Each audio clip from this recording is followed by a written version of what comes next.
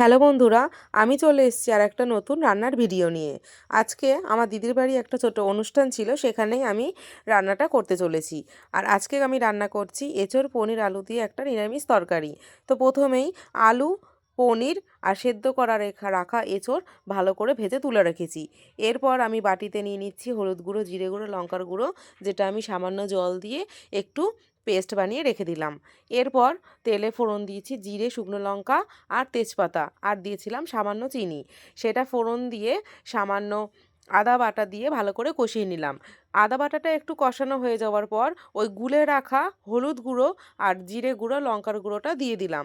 ওটা দিয়ে ভালো করে একটু কষিয়ে দিয়ে দিলাম দুটো টমেটো কাটা। এরপর মশলা থেকে তেল ছেড়ে আসলে ওর মধ্যে আমি দিয়ে দেবো ভেজে রাখা আলু আর এঁচোড়। এঁচোড় আর আলুটা ভালোভাবে কষিয়ে নিতে হবে মশলার সাথে পুরোপুরি কষিয়ে নেওয়ার পর ওর মধ্যে দিয়ে দেবো আমি গরম জল। আর গরম জলটা ফুটে আসলে দিয়ে দেবো আগে থেকে ভেজে রাখা পনির। তরকারিটা নাবানোর আগে দিয়ে দিচ্ছি একটু শাহি গরম মশলার গুঁড়ো, আর দিয়ে দেবো একটু ধনেপাতা কুচি। এই দেখো, রেডি হয়ে গেছে তরকারিটা দেখতে কেমন হয়েছে অবশ্যই তোমরা কমেন্ট করে জানিও। আর এই ভিডিওটা ভালো লাগলে একটা লাইক করে দিও। বাই।